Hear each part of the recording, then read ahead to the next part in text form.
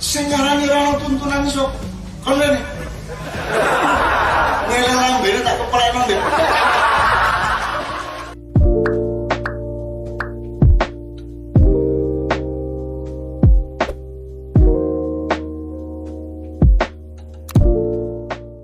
Wayangan. Apakah wayang dilarang? Bagaimana taubat profesi dalang? Dan kalau dia punya, maka lebih baik dimusnahkan ya. Dan berarti kata ini lebih baik dihilang. Sing ngarani ra tuntunan sok kalian nih.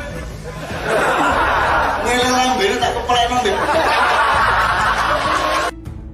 Jenengan kalau ceritani Rasulullah Shallallahu Alaihi Wasallam niku tidak merubah adat jahiliyah secara ekstrim, tapi Rasulullah niku mengemas dengan kearifan. Wayang itu adalah budaya seni. Sebelum adanya Islam sudah ada wayang. Lalu para ulama dari Wali Songo ini ingin membawa wayang ini kepada sebagai sarana untuk berdakwah. Tujuannya adalah berdakwah. Seandainya tanpa wayang bisa, ya nggak ada masalah. Cuman karena wayang adalah seni yang satu betul-betul masyarakat yang lagi disenangi dan sampai hari ini pun masih banyak penggemarnya. Pada saat itu bagaimana para wali itu melihat wayang, termasuk dipelopori oleh Sunan Kalijogo. Wayang ini adalah budaya yang orang bisa berkumpul di Quran itu segala-galanya, memang segala-galanya sebagai pamungkas dari informasi Allah. Tapi Nabi Daud nganggo Quran ta? Lah mboten sih. Nabi Isa yoga, Nabi Muhammad ae wis mega ono lho kayak jangkep Qurane. Kita mboten. Bukan saya merendahkan Quran, Quran itu memang segala-galanya dari firman Allah. Tapi ojo lali Nabi Adam iku modho ndek bumi gak kok terus gembol Quran ngono gak. Gurung ono Quran waktu iku. Saya orang Jawa dan saya suka pewayangan. Apakah wayang dilarang? Bagaimana taubat profesi dalang? Tentu saja saya sudah pernah bilang teman-teman sekalian, kita tidak akan berbicara dalam ceramah seperti ini bukan menjatuhkan sama sekali. Tapi kita sudah harus tahu dan sadar kalau kita muslim, dan muslim ini dipandu oleh agama. Makanya saya bilang caranya adalah harusnya Islam dijadikan tradisi dan budaya. Jangan kita balik, jangan budaya diislamkan, susah. Ini adalah dari segi keyakinan. Mereka luar biasa para ulama, cerdas mereka di dalam mengislamkan budaya. Makanya beliau masuk dakwah melalui pewayangan ini. Sehingga wayang itu banyak kisah yang dirubah. Termasuk di dalamnya adalah dimasukkan kisah Bagong, Semar, Norogareng, Petro. Di situ telah dikemas oleh para ulama-ulama. Itu adalah zaman itu adalah bagaimana agar kesyirikan di dalam dunia pewayangan sudah tidak ada. Ini dari masalah keyakinan. Sehingga di situ ada tokoh-tokoh namanya tokoh Punakawan. Jadi tokoh Punakawan ini adalah bangsa manusia tapi punya kebijakan. Dan wayang ini Pak bukan itu khasanah dari India. Orang India itu provinsi kita, pusatnya di Kediri, Astinapura. Mereka kita suruh bercerita, menulis tentang kekuasaan kita di sini. Jadi Arjuna itu mbah kita, Puntadewa mbah kita, mereka itu semua mbah kita. Disempurnakan oleh Sunan Kalijogo. Ndak bisa cuman Mahabharata garing koyok ngono. Kudu ono fungsi Punakawan. Karena di Mahabharata asli tidak ada. Yang namanya Panembahan Ismaya, kalau di bumi namanya Semar. Semar itu ya rakyat kecil, ya dewa. Lah kalau ikilah dirusak karo Sunan Kalijogo dikai Semar. Semar nggone ndek ndi? Ya ndek ndukur ndek nisor. Berarti kudu sambung kene karo kene. Berarti mubeng. Kudu nyambung ini. Maka hidup menjadi siklikal. Maka wayang adalah ajaran yang luar biasa. Mengislamkan budaya ini repot karena budaya banyak sekali, gitu kan? Standar yang mana yang harus dipegangi? Berarti nanti akan ada ciri khasnya sendiri. Di Indonesia ada Islamnya sendiri, di Amerika ada sendiri Islamnya. Jadi ini jadi masalah. Padahal sebenarnya Allah tidak menginginkan itu. Engko nek ana sing guneman ngono ya Dik, sampe kandungane ana sing nyalahke ngono kuwi. Sampeyan ngomong ini, nek kandungane ning nggon wayang, ning piwulang ngene-ngene. Kuwi budaya aja mbok grupe ning nggon agama. Kuwi wilayahe dhewe-dhewe. Kapan aku ngibadah, kapan aku berbudaya. Apa to erake bandingane nek wayang nggawa piwulang Islam? Gitu. Nggih, rak ngewangi to. Darane yo ngewangi dakwah. Ayo dong ibadah, manembah karo Gusti Allah, ora manembah karo Bathara Kala. Manembah karo Gusti Allah. Darane iki ngewangi, gamelan dienggo bantu, nggo nentremke pikir.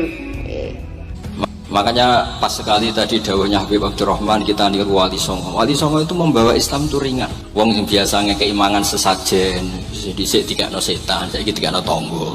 Wis pokoke terus dhisik dungane jampa-jampi sing menawa ana sing dihukumi syirik, saiki ditahlili. Dene tahlil kok sedarani syirik ya terlalu. La ilaha illallah kok syirik ku piye Gus? Wong la ilaha illallah itu kalimat yang orang kafir saja menjadi muslim karena ngelafatkan Lah saiki gara-gara la ilaha illallah diwaca pitung dinane mayit wong dadi musyrik, koyoke rada aneh. Teori itu mboten ketemu akal. Akhirnya nggih gampang mawon, tidak merubah kultur yang ada tapi diubah. Napa? Diubah. Jenengan kalau ceritani Rasulullah Shallallahu Alaihi Wasallam niku tidak merubah adat jahiliyah secara ekstrim, tapi Rasulullah niku mengemas dengan kearifan. Allah sebagai pencipta menginginkan kita punya standarisasi. Jadi Allah alam yang saya tahu lebih baik yang seperti ini. Kalau memang itu peninggalan nenek moyang kita, mungkin kita bisa kenang dulu, oh ini tradisinya orang dulu seperti ini. Tapi kan bukan berarti harus itu dilakukan sementara dalam Islam dilarang. Kita sudah Muslim. Sing ngarani ra tuntunan iso kalian nih. Nilai lambene tak kepelenan deh. Untuk mengerti Al-Quran harus siap akalnya dan hatinya. Makanya orang-orang yang tidak siap akalnya, tidak siap hatinya memahami Al-Quran dan menghasilkan sesuatu yang menakut-nakuti Anda, membid'ahkan Anda, mengkafirkan Anda. Mereka sebenarnya adalah orang-orang, mereka adalah makhluk yang belum manusia. Dia seperti kambing yang belum punya akal dan tidak punya hati nurani. Harusnya kita tinggalkan. Kalau masalah taubat, ya taubat nasuha kepada Allah sementara dengan 3 syarat yang sudah kita tahu. Meninggalkan dosa itu seketika, menyesal dan janji sama Allah tidak mengulanginya. Dan kalau dia punya, maka lebih baik dimusnahkan ya. Berarti kata ini lebih baik dihilangkan ya. Saya ingin mengatakan kepada Anda, wayang itu jangan dianggap itu barang asing. Itu lahir dari kakek moyang kita sendiri dan pelaku-pelakunya adalah kakek moyang kita sendiri. Parikesit berakhir kekuasaannya karena banjir Nuh, karena Krakatau meletus, menenggelamkan 2/3 bumi, mencairkan kutub selatan. Itu semua dulu di sini.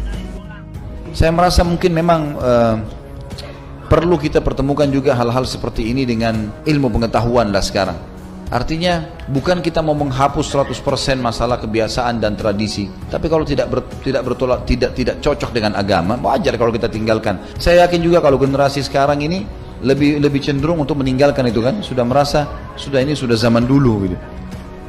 Mungkin bisa kita tangkap secara rasional untuk meninggalkannya dengan cara gitu juga. Jadi memahami poin tadi.